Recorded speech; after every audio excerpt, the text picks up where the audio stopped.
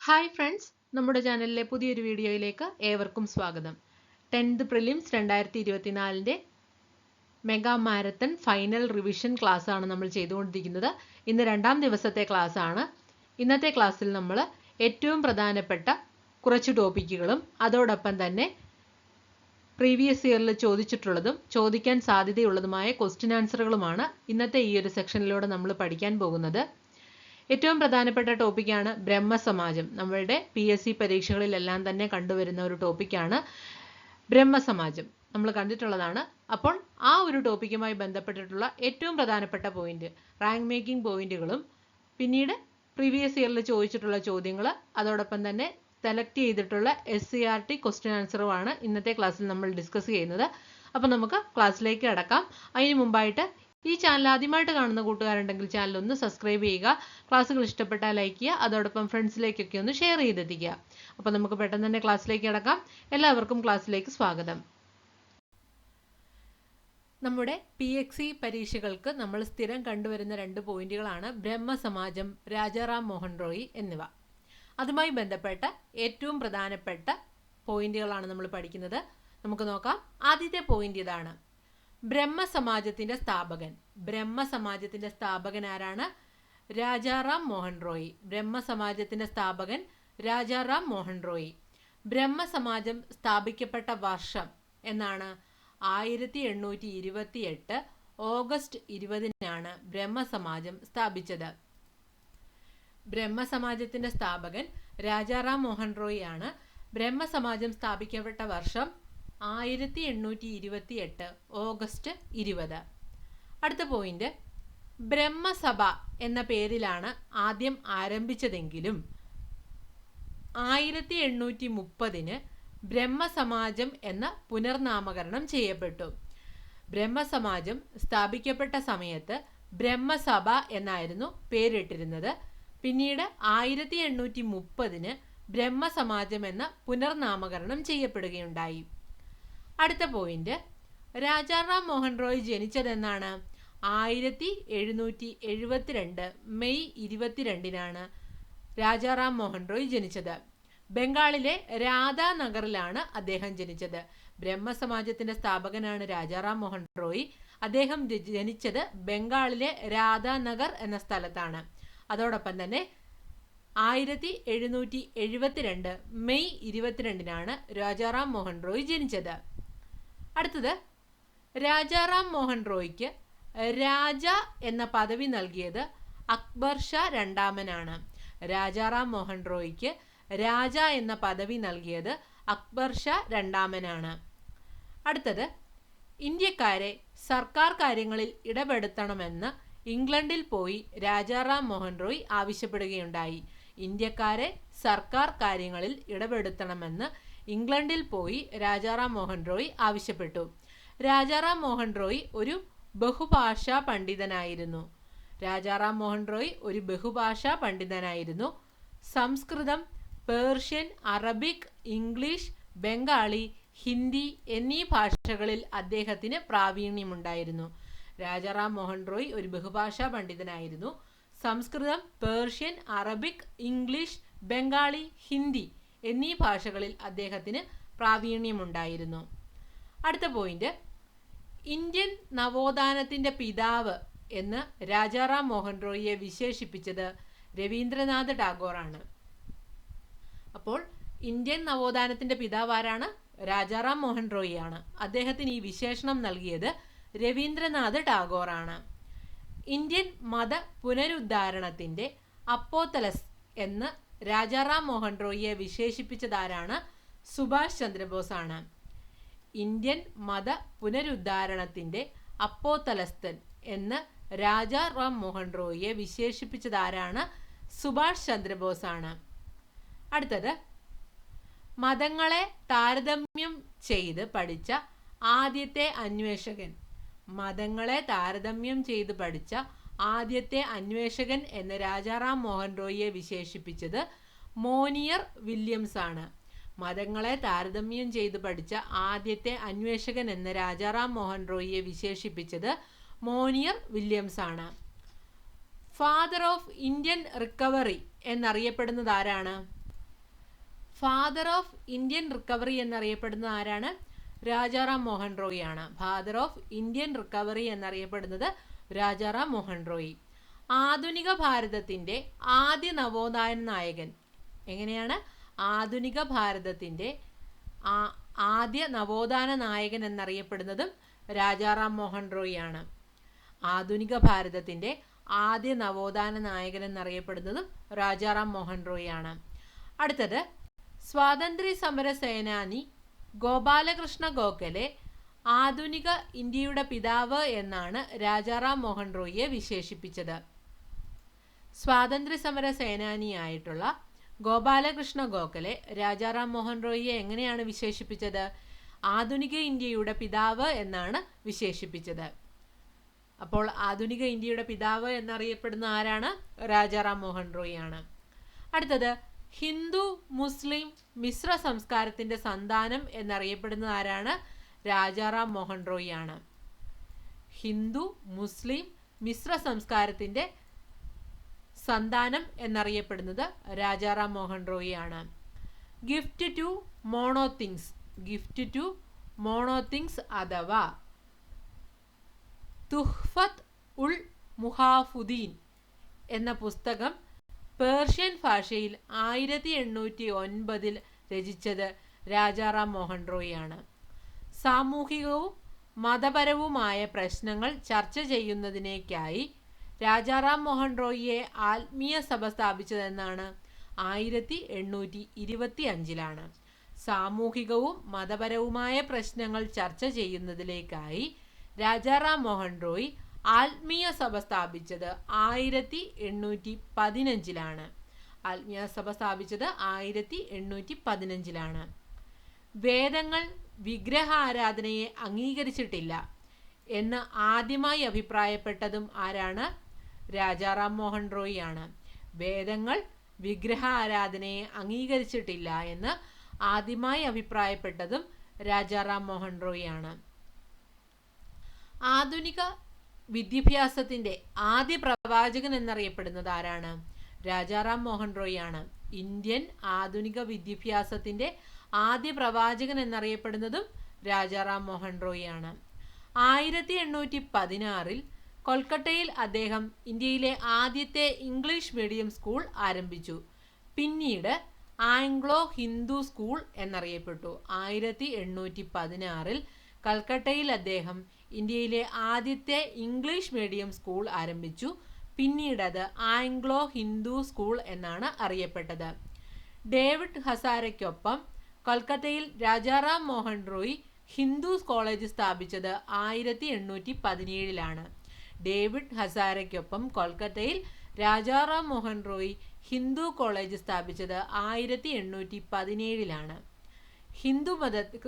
Christian മതത്തിലെ 4 സുവിശേഷങ്ങൾ പരിചയപ്പെടുത്തിക്കൊണ്ട് രാജാറാം മോഹൻ റോയ് 1820 രചിച്ച പുസ്തകമാണ് precepts of Jesus, the guide to peace and happiness. Rajaram Mohan Roy 1821 സ്ഥാപിച്ച ബംഗാളി പത്രമാണ് സംവാദ് കൗമുദി. ഒരുപാട് പ്രീവിയസ് ഇയറിൽ ചോദിച്ചിട്ടുള്ളതാണ്. രാജാറാം മോഹൻ റോയ് 1821 സ്ഥാപിച്ച ബംഗാളി പത്രം ഏതാണ്? സംവാദ് കൗമുദി. ബുദ്ധിയുടെ ചന്ദ്രൻ എന്നാണ് സംവാദ് കൗമുദിയുടെ അർത്ഥം. സംവാദ് കൗമുദി ഇന്ത്യയിലെ ആദ്യത്തെ ബംഗാളി വാരികയും ഇന്ത്യക്കാർ എഡിറ്റ് ചെയ്യുകയും പ്രസിദ്ധീകരിക്കുകയും കൈകാര്യം ചെയ്യുകയും ചെയ്തിരുന്ന ആദ്യത്തെ പത്രവുമായിരുന്നു. രാജാറാം മോഹൻ റോയ് ആയിരുന്നു ഈ പത്രത്തിൻ്റെ എഡിറ്റർ. സംവാദ് കൗമുദിയുടെ എഡിറ്റർ ആരായിരുന്നു? രാജാറാം മോഹൻ റോയ്. 1821 രാജാറാം മോഹൻ റോയ് ബംഗാളി പത്രം ആരംഭിച്ചത്. ബംഗാളി പത്രത്തിന്റെ പേര് സംവാദ് കൗമുദി. അടുത്തത് വില്യം ആൻഡമിനൊപ്പം രാജാറാം മോഹൻ റോയ് 1821 കൽക്കട്ടയിൽ സ്ഥാപിച്ച സംഘടനയാണ് യൂണിയൻ അസോസിയേഷൻ. ശ്രദ്ധിക്കുക, വില്യം ആഡമിനൊപ്പം രാജാറാം മോഹൻ റോയ് 1821 കൽക്കട്ടയിൽ സ്ഥാപിച്ച സംഘടന ഏതാണ്? യൂണിറ്ററിയൻ അസോസിയേഷൻ. സതി നിർത്തലാക്കണമെന്ന് ആവശ്യപ്പെട്ടുകൊണ്ടുള്ള പ്രക്ഷോഭത്തിന് 1821 നേതൃത്വം നൽകിയതും രാജാറാം മോഹൻ റോയ് ആണ്. രാജാറാം മോഹൻ റോയ് 1822 സ്ഥാപിച്ച പേർഷ്യൻ പത്രമാണ് മിറാത്തുൾ അക്ബർ. രാജാറാം മോഹൻ റോയ് 1822 സ്ഥാപിച്ച പേർഷ്യൻ പത്രം ഏതാണ്? മിറാത്തുൾ അക്ബർ. ഇന്ത്യൻ പത്രപ്രവർത്തനത്തിന്റെ പിതാവ്, ഇന്ത്യൻ ഭാഷാ പത്രപ്രവർത്തനത്തിന്റെ പിതാവ് എന്നറിയപ്പെടുന്നതും രാജാറാം മോഹൻ റോയ് ആണ്. ഇന്ത്യൻ ഭാഷാ പത്രപ്രവർത്തനത്തിന്റെ പിതാവ് എന്നറിയപ്പെടുന്ന ആരാണ്? രാജാറാം മോഹൻ റോയ്. രാജാറാം മോഹൻ റോയ് കൽക്കട്ടയിൽ വേദാന്ത കോളേജ് സ്ഥാപിച്ചത് 1825 രാജാറാം മോഹൻ റോയ് കൽക്കട്ടയിൽ വേദാന്ത കോളേജ് ആരംഭിച്ചത് 1825 രാജാറാം മോഹൻ റോയ് 1829 ആരംഭിച്ച പ്രസിദ്ധീകരണമാണ് ബംഗദൂത്. രാജാറാം മോഹൻ റോയ് 1829 ആരംഭിച്ച പ്രസിദ്ധീകരണമാണ് ബംഗദൂത്. അടുത്തത്, അദ്ദേഹം ഒരു ദൈവത്തിൽ വിശ്വസിക്കുകയും പുരാതന ഹിന്ദു ഗ്രന്ഥങ്ങൾ ഏകദൈവ വിശ്വാസത്തെ പിന്തുണയ്ക്കുന്നു എന്ന തെളിവുകളും മുന്നോട്ട് വെച്ചു. 1830 ഇന്ത്യയുടെ ആദ്യ മിഷണറി സ്കൂൾ സ്ഥാപിച്ചതും രാജാറാം മോഹൻ റോയ് ആണ്. ഭഗവത്ഗീത ബംഗാളി ഭാഷയിലേക്ക് വിവർത്തനം ചെയ്തതാരാണ്? രാജാറാം മോഹൻ റോയ് ആണ്. ഭഗവത്ഗീത ബംഗാളി ഭാഷയിലേക്ക് വിവർത്തനം ചെയ്തതാരാണ്? രാജാറാം മോഹൻ റോയ് ആണ്. രാജാറാം മോഹൻ റോയ് 1833 സെപ്റ്റംബർ 27 ഇംഗ്ലണ്ടിലെ ബ്രിസ്റ്റോളിൽ വെച്ചാണ് അന്തരിച്ചത്. രാജാറാം മോഹൻ റോയ് അന്തരിച്ചതെന്നാണ് 1833 സെപ്റ്റംബർ 27 ഇംഗ്ലണ്ടിലെ ബ്രിസ്റ്റോളിൽ വെച്ചാണ് അദ്ദേഹം അന്തരിച്ചത്. അതുപോലെ തന്നെ മറ്റൊരു ഇമ്പോർട്ടൻ്റ് പോയിന്റ് ആണ്, ബ്രഹ്മസമാജത്തിന്റെ ആദ്യ സെക്രട്ടറി ആരാണ്? താരാചന്ദ് ചക്രവർത്തിയാണ്. അപ്പോൾ നമ്മൾ ഇത്രയും ഭാഗങ്ങളാണ് വളരെ ഇമ്പോർട്ടൻ്റ് ആയിട്ടാണ് എക്സാമിന് ചോദിക്കാൻ സാധ്യതയുള്ള ചോദ്യങ്ങൾ ഉൾപ്പെടുത്തിക്കൊണ്ട് ഉറപ്പായിട്ടും ഈ ഭാഗത്തു നിന്നൊരു ചോദ്യം നിങ്ങൾക്ക് പ്രതീക്ഷിക്കാവുന്നതാണ്. ബ്രഹ്മസമാജം, രാജാറാം മോഹൻ റോയ് ഒക്കെ പരീക്ഷകളിൽ സ്ഥിരം കണ്ടുവരുന്ന സാന്നിധ്യമാണ്. ഓക്കെ, അപ്പോൾ ഇന്ന് നമ്മൾ ഇത്രയും കാര്യങ്ങൾ പഠിക്കുന്നു. ഇനി അടുത്തത് നമ്മൾ കുറച്ച് പ്രീവിയസ് ഇയർ ക്വസ്റ്റ്യൻസും അതുപോലെ തന്നെ ചോദിക്കാൻ സാധ്യതയുള്ള ചോദ്യങ്ങളുമാണ് സെലക്ട് ചെയ്തിട്ടുള്ളത്. നമുക്ക് ആ ക്ലാസ്സിലേക്ക് കടക്കാം. അടുത്തത് നമ്മൾ പഠിക്കുന്ന പ്രധാനപ്പെട്ട ചോദ്യങ്ങളാണ്, എന്തൊക്കെയാണെന്ന് നോക്കാം. ആദ്യത്തെ ചോദ്യം, സാധുജന പരിപാലന സംഘം സ്ഥാപിച്ച നവോത്ഥാന നായകൻ അയ്യങ്കാളി. സാധുജന പരിപാലന സംഘം സ്ഥാപിച്ച നവോത്ഥാന നായകൻ ആരാണ്? അയ്യങ്കാളിയാണ്. ഇന്ത്യയിലെ ആദ്യ കമ്മ്യൂണിസ്റ്റ് ആണ് അയ്യങ്കാളി എന്ന് അഭിപ്രായപ്പെട്ടതാരാണ്? E.K. നായനാർ. ഇന്ത്യയിലെ ആദ്യ കമ്മ്യൂണിസ്റ്റ് ആണ് അയ്യങ്കാളി എന്ന് അഭിപ്രായപ്പെട്ടത് E.K. നായനാർ. അയ്യങ്കാളിയുടെ വില്ലുവണ്ടി യാത്ര എവിടെ നിന്നും എവിടെ വരെയായിരുന്നു? വേങ്ങാനൂരിൽ നിന്നും തിരുവനന്തപുരം വരെയായിരുന്നു. അയ്യങ്കാളിയുടെ വില്ലുവണ്ടി യാത്ര എവിടെ മുതൽ എവിടം വരെയായിരുന്നു? വേങ്ങാനൂരിൽ നിന്നും തിരുവനന്തപുരം വരെ. അടുത്ത ചോദ്യം, ദളിതർക്ക് പൊതുനിരത്തിൽ കൂടിയുള്ള സഞ്ചാര സ്വാതന്ത്ര്യം നേടിക്കൊടുക്കുന്നതിനായി വില്ലുവണ്ടി യാത്ര നടത്തിയ നവോത്ഥാന നായകൻ അയ്യങ്കാളി. അടുത്തത്, സാധുജന പരിപാലന സംഘം രൂപീകരിക്കുന്നതിന് പ്രചോദനമായ സംഘടന SNDP. സാധുജന പരിപാലന സംഘം രൂപീകരിക്കുന്നതിനായിട്ടുള്ള പ്രചോദനമായിട്ടുള്ള സംഘടന SNDP. അയ്യങ്കാളിയെ പുലയരുടെ രാജാവ് എന്ന് വിശേഷിപ്പിച്ചതാരാണ്? ഗാന്ധിജിയാണ്. അയ്യങ്കാളിയെ പുലയരുടെ രാജാവ് എന്ന് വിശേഷിപ്പിച്ചത് ഗാന്ധിജിയാണ്. സാധുജന പരിപാലിനിയുടെ ആദ്യ എഡിറ്റർ ചെമ്പന്തറ കാളിച്ചോതി കറുപ്പൻ. ചെമ്പന്തറ കാളിച്ചോതി കറുപ്പനാണ് സാധുജന പരിപാലിനിയുടെ ആദ്യ എഡിറ്റർ. സാധുജന പരിപാലന സംഘം സ്ഥാപിതമായ വർഷം 1807. സാധുജന പരിപാലന സംഘം സ്ഥാപിതമായ വർഷം 1907. പുലയ സമുദായത്തിലെ വിദ്യാർത്ഥികൾക്ക് വേണ്ടി അയ്യങ്കാളി വെങ്ങാനൂരിൽ കുടിപ്പള്ളിക്കൂടം സ്ഥാപിച്ച വർഷം 1905. പിന്നോക്ക വിഭാഗത്തിൽ നിന്നും നിയമനിർമ്മാണ സഭയിലേക്ക് നാമനിർദ്ദേശം ചെയ്യപ്പെട്ട ആദ്യ വ്യക്തി അയ്യങ്കാളി. പിന്നോക്ക വിഭാഗത്തിൽ നിന്നും നിയമനിർമ്മാണ സഭയിലേക്ക് നാമനിർദ്ദേശം ചെയ്യപ്പെട്ട ആദ്യ വ്യക്തി അയ്യങ്കാളി. അടുത്ത ചോദ്യം, പുലയ സമുദായത്തിൽ ജനിച്ച നവോത്ഥാന നായകൻ ആരാണ്? അയ്യങ്കാളിയാണ്. അടുത്ത ചോദ്യം, അയ്യങ്കാളിയുടെ സ്മാരകം സ്ഥിതി ചെയ്യുന്നത് എവിടെയാണ്? ചിത്രകൂടം. ഉത്തരം ചിത്രകൂടം. പുലയലഹള നയിച്ച നേതാവ് അയ്യങ്കാളി. പുലയലഹള നയിച്ച നേതാവ് അയ്യങ്കാളി. സാധുജന പരിപാലന സംഘം പുലയ മഹാസഭയായി മാറിയ വർഷം 1938. സാധുജന പരിപാലന സംഘം പുലയ മഹാസഭയായി മാറിയ വർഷം 1938. അടുത്ത ചോദ്യം, ഇന്ത്യൻ തപാൽ വകുപ്പ് അയ്യങ്കാളിയോടുള്ള ആദരസൂചകമായി തപാൽ സ്റ്റാമ്പ് പുറത്തിറക്കിയ വർഷം 2002 ഓഗസ്റ്റ് 12. ഇന്ത്യൻ തപാൽ വകുപ്പ് അയ്യങ്കാളിയോടുള്ള ആദരസൂചകമായി തപാൽ സ്റ്റാമ്പ് പുറത്തിറക്കിയ വർഷം 2002 ഓഗസ്റ്റ് 12. അയ്യങ്കാളിയുടെ പേരിൽ ഒരു ചെയർ ആരംഭിച്ച സർവകലാശാല? കേന്ദ്ര സർവകലാശാല. അയ്യങ്കാളിയുടെ ശവകുടീരം ഏതു പേരിലാണ് അറിയപ്പെടുന്നത്?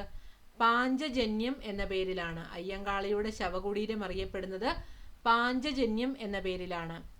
അയ്യങ്കാളിയുടെ പ്രതിമ അനാച്ഛാദനം ചെയ്തത് ഇന്ദിരാഗാന്ധിയാണ്. അയ്യങ്കാളിയുടെ പ്രതിമ അനാച്ഛാദനം ചെയ്തത് ഇന്ദിരാഗാന്ധിയാണ്.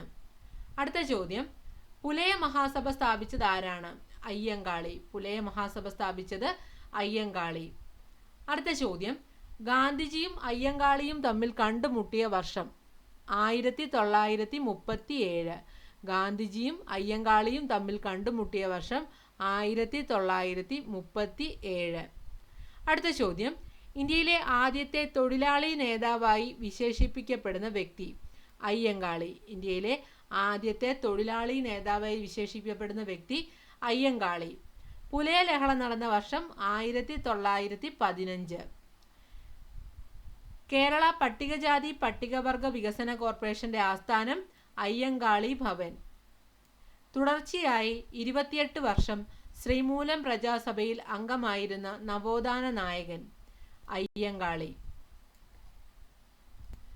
അടുത്ത ചോദ്യം, അയ്യങ്കാളി പ്രസിദ്ധമായ വില്ലുവണ്ടി യാത്ര നടത്തിയ വർഷം 1893. സാധുജന പരിപാലന സംഘത്തിന്റെ മുഖപത്രം സാധുജന പരിപാലിനി. കേരള ഗവൺമെന്റിനോട് സൈലന്റ് വാലി ജലവൈദ്യുത പദ്ധതി ഉപേക്ഷിക്കാൻ നിർദ്ദേശിച്ച പ്രധാനമന്ത്രി? ഇന്ദിരാഗാന്ധി. സൈലന്റ് വാലിയിൽ നിന്നും ഉത്ഭവിക്കുന്ന നദി തൂതപ്പുഴ. സേവ് സൈലന്റ് വാലി മൂവ്മെന്റിന്റെ സ്മരണാർത്ഥം കേരള ശാസ്ത്ര സാഹിത്യ പരിഷത്ത് സൈലന്റ് വാലി ദിനമായി ആചരിച്ചത് എന്നാണ്?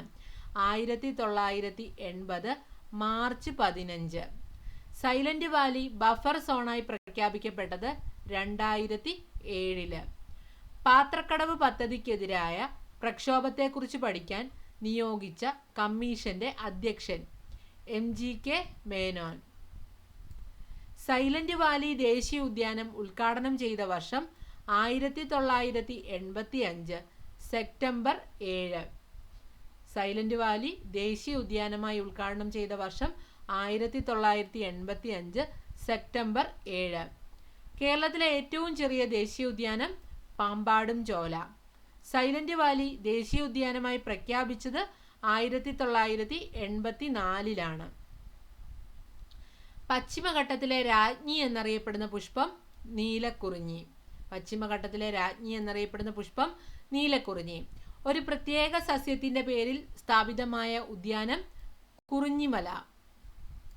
കേരളത്തിലെ ഏക നിത്യഹരിത മഴക്കാട് സൈലന്റ് വാലി. കേരളത്തിലെ ഏക നിത്യഹരിത മഴക്കാട് സൈലന്റ് വാലി. വെടിപ്ലാവിന്റെ ശാസ്ത്രീയ നാമം? കുലിനിയ എക്സാറിക്റ്റിക്ക. കുലിനിയ എക്സാറിക്റ്റിക്ക. അടുത്തത്, കേരളത്തിലെ ദേശീയ ഉദ്യാനങ്ങളുടെ എണ്ണം 5. ആനമുടി സ്ഥിതി ചെയ്യുന്ന ദേശീയ ഉദ്യാനം ഇരവികുളം ദേശീയ ഉദ്യാനം. എല്ലാ വർഷവും പൂക്കുന്ന കുറിഞ്ഞി ഇനം കരിങ്കുറിഞ്ഞി. വംശനാശ ഭീഷണി നേരിടുന്ന അത്യപൂർവ ഇനത്തിൽപ്പെട്ട വരയാടുകളുടെ സംരക്ഷണ കേന്ദ്രം ഇരവികുളം. സൈലന്റ് വാലി നാഷണൽ പാർക്കിന്റെ 25ാം വാർഷികത്തോടനുബന്ധിച്ച് ഇന്ത്യൻ തപാൽ വകുപ്പ് സ്റ്റാമ്പ് പുറത്തിറക്കിയ വർഷം 2009. കേരളത്തിലെ രണ്ടാമത്തെ ദേശീയോദ്യാനം സൈലന്റ് വാലി. ഇരവികുളം ദേശീയോദ്യാനം സ്ഥിതി ചെയ്യുന്ന ജില്ല ഇടുക്കി. ദേശീയ ഉദ്യാന പട്ടികയിൽ ഉൾപ്പെടുത്താനായി പരിഗണനയിലിരിക്കുന്ന കേരളത്തിലെ പ്രദേശം കരിമ്പുഴ. ഇരവികുളം വന്യജീവി സങ്കേതമായി പ്രഖ്യാപിക്കപ്പെട്ട വർഷം 1975. അധസ്ഥിതരുടെ ഉന്നമനത്തിന് വേണ്ടി പ്രയത്നിച്ച സാമൂഹിക പരിഷ്കർത്താവ് അയ്യങ്കാളി. ഞങ്ങളുടെ കുട്ടികൾക്ക് പഠിക്കാൻ സൗകര്യം നൽകിയില്ലെങ്കിൽ കാണായ പാടങ്ങളിലെല്ലാം മുട്ടിപ്പുല്ല് കുരിപ്പിക്കും. ഇത് ആരുടെ വാക്കുകളാണ്? ഉത്തരം അയ്യങ്കാളി. ചരിത്രപ്രസിദ്ധമായ വില്ലുവണ്ടി സമരം നടന്ന വർഷം 1893. അയ്യങ്കാളി അധസ്ഥിതർക്കു വേണ്ടി വിദ്യാലയം ആരംഭിച്ച വർഷം 1904. അപ്പോൾ ഇന്നത്തെ ക്ലാസ്സിൽ നമ്മൾ ഇത്രയും ചോദ്യങ്ങളാണ് പഠിക്കുന്നത്. വളരെ ഇമ്പോർട്ടൻ്റ് ആണ്. പ്രീവിയസ് ഇയറിൽ ചോദിച്ചിട്ടുള്ള ചോദ്യങ്ങൾ കൂടിയാണ് ഇന്നത്തെ ക്ലാസ്സിൽ ഉൾപ്പെടുത്തിയിട്ടുള്ളത്. ക്ലാസ്സുകൾ ഇഷ്ടപ്പെട്ടാൽ ലൈക്ക് ചെയ്യാൻ മറക്കരുത്. അടുത്ത ദിവസം നമുക്ക് മറ്റൊരു ക്ലാസ്സുമായി വീണ്ടും കാണാം. എല്ലാവർക്കും വിജയാശംസകൾ. താങ്ക്